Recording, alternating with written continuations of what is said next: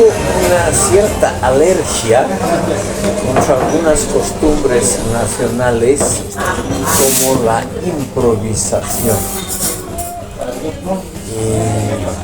En estos casos donde hay que partir de cero, yo me siento simplemente indefenso, no sé qué decir porque no hay un orden del día, un tema claro. Así que no sé sobre qué quieren hablar, porque eso de la historia de Bolivia es extremadamente vago. Quieren hablar de mi visión personal sobre la historia, mis antepasados en la historia boliviana, no sé qué quieren. Bueno, en todo caso, doctor, nos sería interesante, Sí. en su amplia experiencia y recorrido, que nos pueda tal vez comentar, y bueno, tal vez para iniciar el tema de esta reflexión, situaciones o cuestiones importantes que se han dado durante los 200 años de la nación, ¿no? En ese sentido, hacer una pequeña reflexión de cómo desde 1825 hasta el presente hemos logrado llegar a esta situación actual en la que Bolivia está viviendo, posibles lecciones que usted considera que deberíamos haber tomado en cuenta en el transcurso de nuestra historia, con el objetivo de que los presentes reflexionen sobre cómo deberíamos avisorar los siguientes 100 años de país y qué cosas deberíamos haber aprendido, qué cosas deberíamos llevar hacia adelante, como una suerte de sinergia entre diferentes generaciones. Creo que este tipo de espacios permiten el compartir, porque creo que el boliviano históricamente ha pecado de no aprender las lecciones que la historia le ha dejado. Yo diría lo siguiente, para provocar también al público. La historia boliviana no es tan negativa como se la ve, sobre todo como la ven las generaciones juveniles. Es una historia mucho más interesante que la mayoría de los países africanos y asiáticos. Y además es mucho más interesante que la historia de Haití, de la mayoría de los países latinoamericanos mismos, por ejemplo Paraguay, etcétera. Es una historia, yo diría, de la cual no se puede aprender en el sentido de querer evitar problemas de futuro. El futuro siempre es incierto, siempre hay cosas imprevistas y por lo tanto es una ilusión el creer que estudiando la historia, discutiendo errores y demás, se pueda aprender algo sobre el futuro. Eso no creo que se pueda hacer. Les voy a nombrar 4 ejemplos de la historia boliviana. El mariscal Andrés de Santa Cruz, que era un hombre muy inteligente en el plano operativo, invadió el Perú en el momento en que en el Perú había una guerra civil, donde este país estaba militar y administrativamente débil. Y entonces realmente con solo 2 batallas, Socabaya y Yanacocha, logró dominar ese inmenso territorio y organizarlo más o menos bien. Él sabía, porque ya hubo en 1837 una invasión chilena que él la derrotó, él sabía a los peligros que se enfrentaba. Cuando en 1839, 2 años después, hubo una segunda invasión chilena, obviamente mucho mejor preparada, él debería haber tomado las precauciones debidas. Un ejército muy bien organizado, etc., requiere naturalmente de otro enfoque que no el primero, que fue más bien una aventura chilena sin gran esfuerzo. Sin embargo, él era un gran militar. En la batalla de Yungay, de principio a fin, le fue muy mal, porque la disposición de fuerzas, todos los detalles técnicos estaban mal organizados, como si la fuerza chilena fuese una pequeña escaramuza sin importancia. O sea, un tipo tan inteligente como él, el fundador de la Universidad Mayor de San Andrés, de San Simón y de otras cosas, el conquistador del Perú, él realmente no aprendió de su propia experiencia. Y eso ya nos muestra simplemente que es difícil aprender aprender de las experiencias pasadas? El latte. Para mí. Luego está el caso. El café con leche y el cheesecake.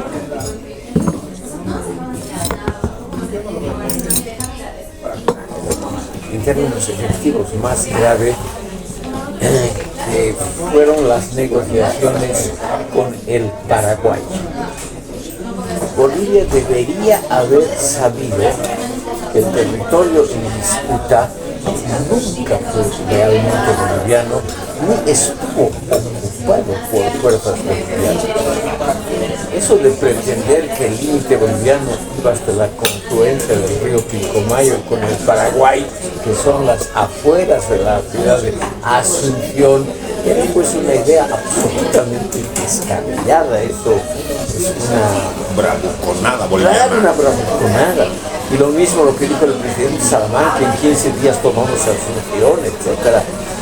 Eso eran ideas simplemente tomadas de los deseos que tenían los bolivianos de ver a los paraguayos como insuficientes, tontos, ignorantes, pequeños, mal armados, mal organizados y demás. Es como Bolivia quiere ver a sus enemigos siempre. Y obviamente las tierras en cuestión estaban muchísimo más cerca de las ciudades paraguayas importantes. Y además los paraguayos ya habían construido hasta ferrocarriles que iban del río Paraguay entrando al Chaco. O sea, estaban muy bien preparados. En cambio, la situación boliviana geográfica era extremadamente diferente. El Chaco enorme, no había sido nunca poblado por bolivianos, no había ninguna presencia boliviana, no había caminos, no había nada. Había una distancia que era 4 veces mayor, por ejemplo, de Sucre, Potosí, al Chaco, que entre Asunción y el Chaco. Son cosas que cualquier militar más o menos inteligente considera para iniciar una guerra, porque la verdad es que los bolis han iniciado esa guerra. Entonces, mal preparados porque no aprendieron de las derrotas anteriores de las guerras del Pacífico y del Acre. En el Acre fue lo mismo, una enorme distancia, sin carretera, sin caminos, sin poblaciones bolivianas, con una población extranjera en el territorio que se creía boliviano. Es simplemente suicida el empezar una guerra en esas condiciones. Más aún, no voy a permitir que usted hable así del país. Más ahí sí, en 1887, bajo el gobierno conservador, Bolivia había firmado un tratado ratificado por el Parlamento paraguayo, pero no por el boliviano, que concedía a Bolivia 2/3 del territorio en cuestión. Hoy estaríamos en posesión de gran parte incluyendo lo que son el departamento paraguayo de Boquerón, estaríamos en posesión de gran parte del Chaco si Bolivia hubiese ratificado el acuerdo que se firmó en esa época, el acuerdo Ichazo-Ruilova. Ha sido una absoluta tontería que el Parlamento boliviano, en un alarde de patriotismo, justamente eso, no vamos a permitir que ningún centímetro nacional quede en manos extranjeras. Esa estupidez soberana. Pero, doctor, tal vez usted exagera un poco y no tiene en cuenta las circunstancias de ese momento, la política boliviana de ese momento. ¿Quiénes estaban gobernando y cómo? ¿Y qué Era el partido conservador, que no era ningún partido de tenían que hacer para era el presidente Baptista, gente culta. los sacrificios que han tenido que hacer los políticos para mantenerse en su puesto en esa época? Eso sí, pero de todas maneras ha sido pues mal iniciada esa época. Y yo creo que de eso simplemente no se aprendió. Una cucharita. Había evidentemente desde un principio en la guerra del Chaco que llegar a algún acuerdo, porque las fuerzas bolivianas desde el primer momento tuvieron que retirarse paulatinamente de la región ocupada.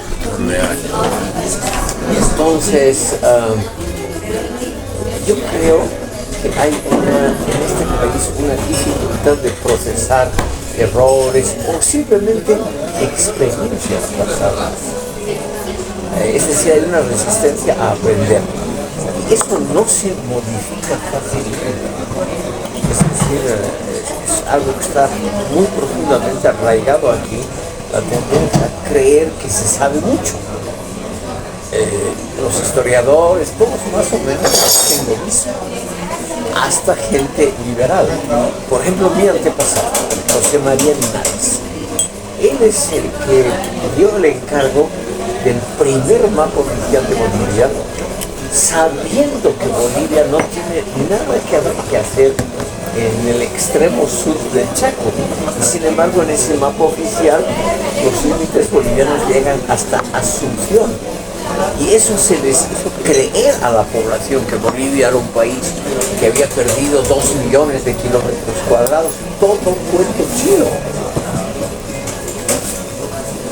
Las pérdidas bolivianas han sido evidentemente duras, sobre todo el litoral, pero han sido mucho menores de lo que se les enseña a los chicos en la escuela. En los mapas bolivianos que se enseñan en la escuela, aparece, por ejemplo, la provincia argentina de Formosa, que está entre los ríos Bermejo y Pilcomayo, al sur de Pilcomayo, aparece como si alguna vez hubiese sido territorio paraguayo, perdón, hubiese sido territorio de la audiencia de Charcas. Jamás de los jamases hubo ninguna presencia de la audiencia de Charcas o del gobierno boliviano en la actual provincia argentina de Mendoza, de Formosa, que fue ganada por los argentinos en la llamada guerra de la Triple Alianza contra el Paraguay. Luego aparece una enorme pérdida en el Acre, como si hubiera perdido Bolivia 450.000 kilómetros cuadrados del Acre. Jamás tuvieron ninguna presencia boliviana y que no estaban respaldados por ningún acuerdo internacional. Entonces aquí hay una tendencia muy fuerte a presuponer que el enemigo es el malo, el vecino es el perverso, como dice este partido del MNR que este señor representa aquí. Ese patrioteísmo yo creo que impide reconocer errores, impide reconocer la posición real del país. Por lo tanto, impide aprender críticamente. Y yo creo simplemente que hoy todavía la población boliviana no está, sobre todo las masas, no me refiero a un círculo tan ilustre como este, las masas no están en la posibilidad de aprender a pensar críticamente. Por lo tanto, ese esfuerzo que usted quiere producir o generar aquí está muy bien en ciclos académicos pequeños, eso, pero nada más lamentable que nada más. Ahora voy a tomar un poquito de café antes que...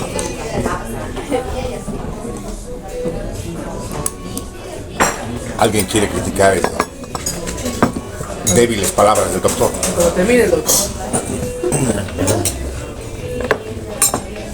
Luego están los errores que el país ha cometido continuamente.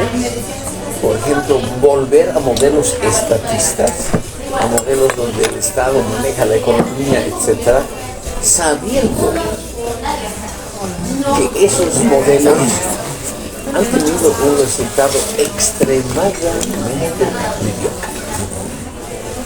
No se ha aprendido, por ejemplo, los resultados de la nacionalización de minas del año 52. El 31 de octubre de 1952, que fue feriado nacional, yo estaba en colegio, me acuerdo muy bien porque nos dieron libre además a mitad de mañana, también un feriado improvisado. Tuvimos que levantarnos temprano, ir al colegio, etcétera, y a mitad de las 10 de la mañana llegaba el feriado nacional, etcétera, cuando ya estábamos perdiendo el tiempo en el colegio. Es aquí el sitio. Aquí está filmando.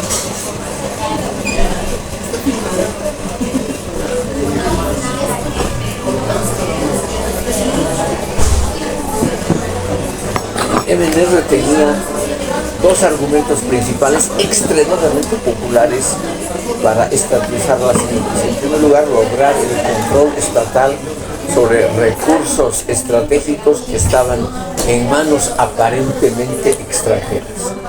Y el segundo era dedicar esos enormes ingresos, esas ganancias que se creían fabulosas, a la llamada diversificación económica, que fue uno de los pilares del MNR, esa famosa consigna, diversificar la economía con las ganancias aparentemente fantásticas que daban las minas.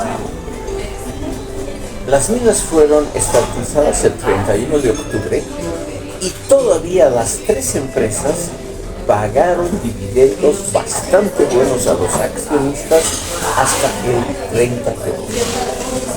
Toma el Estado el control de las minas y ya los meses de 2015 dan cifras rojas. Lo mismo desde el año 53 adelante. Nunca la Comibol, que tomó a su cargo las minas, nunca hizo ganancias. Y por lo tanto nunca hubo esos cuantiosos fondos para diversificar la economía. La gente creía en esas épocas en una propaganda visual muy bien hecha, pero que no tenía que ver con la realidad del país. Lo veía don Simón Patiño más gordo de lo que realmente era, como si él hubiese realmente comido un monstruo que comía los ingresos bolivianos y los repartía a sus hijos. Los hijos de don Simón Patiño, tuvo 5, 3 de ellos tuvieron la mala suerte de casarse con nobles europeos. Y aquí la propaganda de estos pequeños burgueses, siempre provincianos y pueblerinos, era mostrar que se dilapidaban gigantescos banquetes. Claro, yo me acuerdo cuando era niño, todos los días la prensa mostraba la vida fastuosa de Antenor Patiño, casado con una princesa de la Casa Real Española, etcétera, etcétera. Cuando todo era pues muchísimo más modesto, muchísimo más modesto. Cuando se estatizaron las minas se notó que no habían esos gigantescos ingresos que hubieran bastado para diversificar la economía.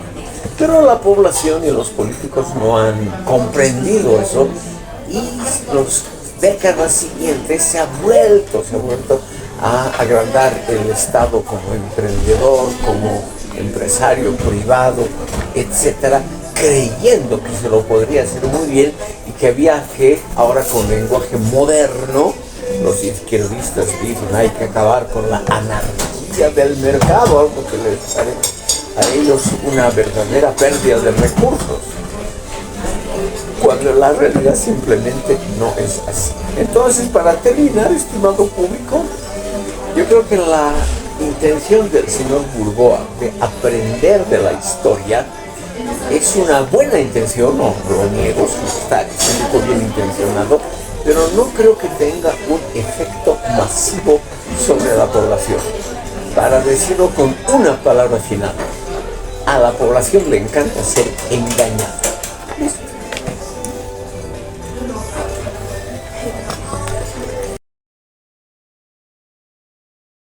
Yo quiero añadir otra cosa personal.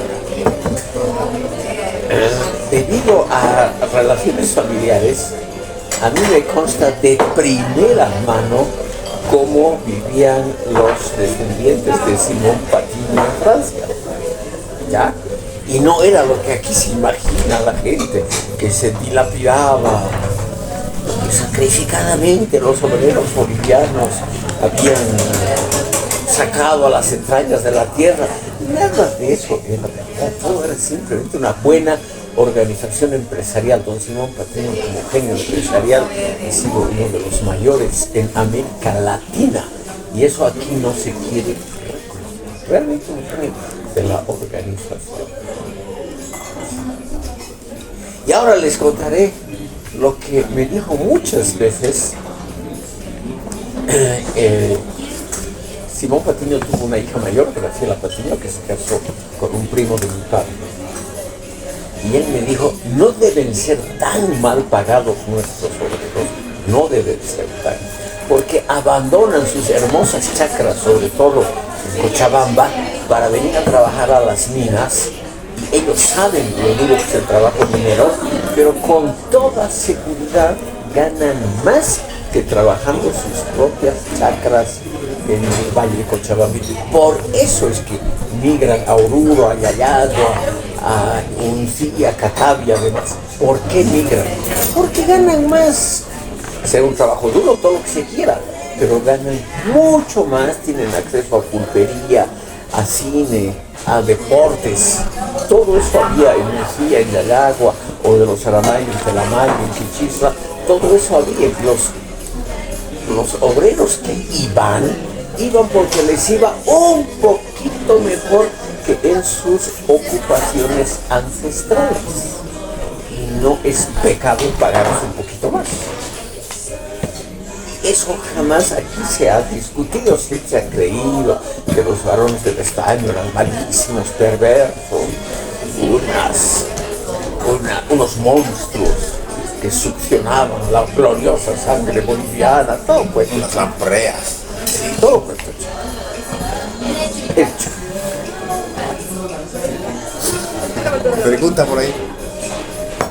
A ver, la señora me va a contradecir.